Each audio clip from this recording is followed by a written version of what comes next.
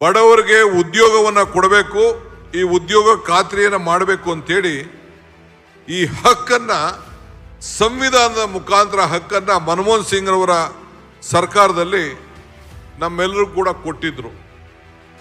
ಇದರಿಂದ ಏನು ಅನುಕೂಲ ಆಗ್ತಿತ್ತು ಅಂದರೆ 6,000 ಕೋಟಿ ರೂಪಾಯಿ ವೆಚ್ಚದ ಕೆಲಸಗಳನ್ನ ಪಂಚಾಯಿತಿ ಮಟ್ಟದಲ್ಲಿ, ಗ್ರಾಮ ಮಟ್ಟದಲ್ಲಿ ಇವತ್ತು ಕೆಲಸ ನಡೀತಾ ಇತ್ತು. 6,000 ಕೋಟಿ ರೂಪಾಯಿ ಕೆಲಸ ಯಾರು ತೀರ್ಮಾನ ಮಾಡ್ತಿದ್ರು? ಪಂಚಾಯಿತಿ ಮೆಂಬರ್ ತೀರ್ಮಾನ ಮಾಡ್ತಿದ್ರು, ಪಂಚಾಯಿತಿಯ ಸದಸ್ಯರುಗಳು ತೀರ್ಮಾನ ಮಾಡ್ತಿದ್ರು. ಆ ಹಕ್ಕು ಪಂಚಾಯಿತಿ ಸದಸ್ಯರಿಗಿತ್ತು.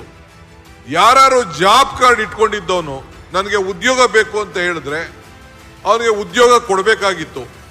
ಉದ್ಯೋಗ ಕೊಡಕ್ಕಾಗಲಿಲ್ಲ ಅಂದರೆ ಅವನು ಎಂಟ್ರಿ ಮಾಡಿಕೊಂಡ್ರೆ ಅವನಿಗೆ ಕೂಲಿ ಕೊಡುವಂಥ ಒಂದು ಅವಕಾಶ ಇತ್ತು. 6,000 ಕೋಟಿ ಅಂದರೆ 5,000 ಚಿಲ್ಲರೆ ಪಂಚಾಯತ್ ಇದೆ.